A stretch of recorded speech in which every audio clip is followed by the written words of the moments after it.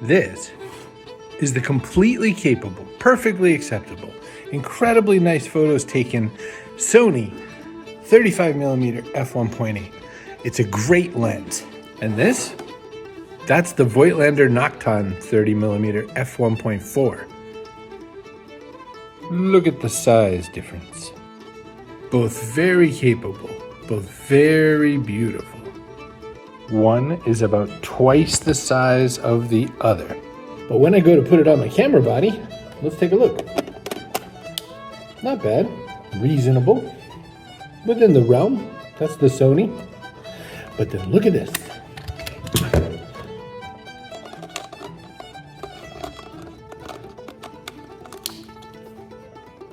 Small, compact, tiny, and dare I say it, a little old-timey in the good sense. So that's the crux of it. I had a perfectly good 35mm lens. Works great, love it, autofocus. This one is manual focus. Now this is not a vintage lens. I've talked to you about vintage lenses in the past. This is a modern lens created by the Voigtlander company, but almost brand new. And it is a beauty to behold. The images that come out of it are great, except I have to hit my focus because it's manual focus. Whereas the other lens does it all for me. Maybe you're starting to see why I wanted a much smaller manual focus lens to bring even more meditation sense to my photography. Now the quality of the glass is world class. People who buy Leica cameras, far more expensive than my beautiful Sony, use Voigtlander lenses when they don't quite feel like paying $10,000 for their lens. These lenses, I mean, I got this one for $400. These lenses run about $600, and between $600 and $1,000. So they're very affordable when you're thinking about the difference between this and a company that sells $10,000 lenses. So they're affordable, they're modern. This one's made with the Sony E-mount, so there's nothing I have to add to this. It goes right on my camera as is. And it's manual focus, and it is soft, smooth, and beautiful.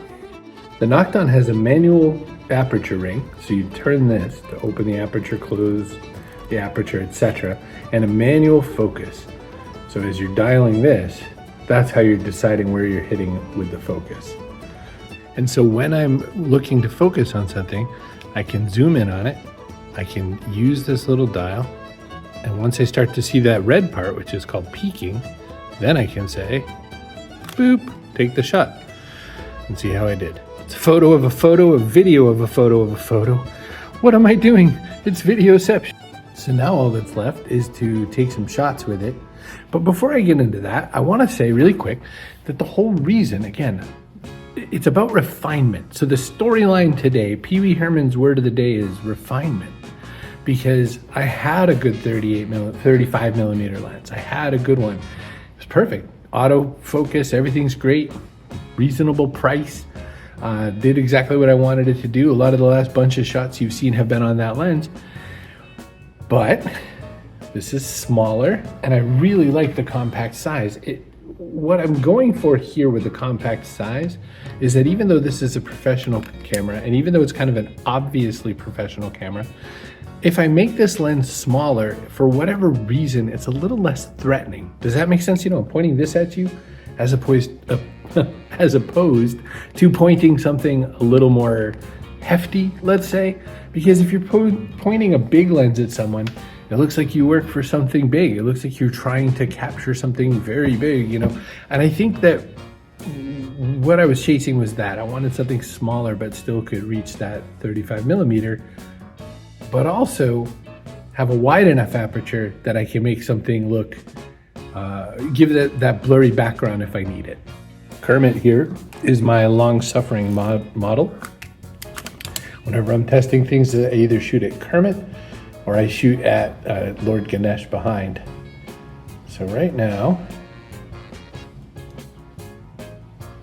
the thing with the f1.4, I gotta get kind of closer to Kermit to really show the effect. So let's see, how close can I get? I think it tells me that I have to be like a foot away to make this worth it. All right, That's pretty good. So the f1.4 part of this thing is background separation, which means I can blow out the whole background if I want. And the thing is, my intention is to not do that often. Like often what I want is the whole scene, the whole setting. This lens, especially 35mm lens, is kind of like a journalistic kind of lens. I wanna show you the scene, not one element in the scene. I hope that makes sense. So that's where I am with that. And my intention is I'll go make you some shots. I'll show you.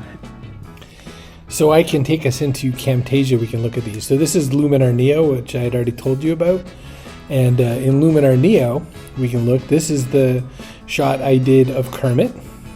And you can see, like for instance, when we zoom in and whatnot, you know, it's fuzzy around, but when you look back, it doesn't look as fuzzy. See, because the focus was, I did a very wide depth of field. So that's how he came out. And then when we go to another couple of photos I took, this is literally just looking out the side door of a car while I was waiting for my kid to show up. If you zoom in here, you can see it's actually pretty good. Like the more I zoom, well, when you get to 400 or 600%, 278%, you start to see some cracks, but pretty good focus, right? So that's the manual lens doing the work. And so I thought that was pretty good. These are just like, I was looking right up into the sun. Ooh, I was looking right up into the sun. And again, let's just zoom in a little blurry. I was having a little trouble trying to focus. I think the second shot I took of it. Brogan, what are you doing? There, you can see it's pretty good there. So that's 100%. Let me zoom in even more. Pretty crisp though, pretty crisp.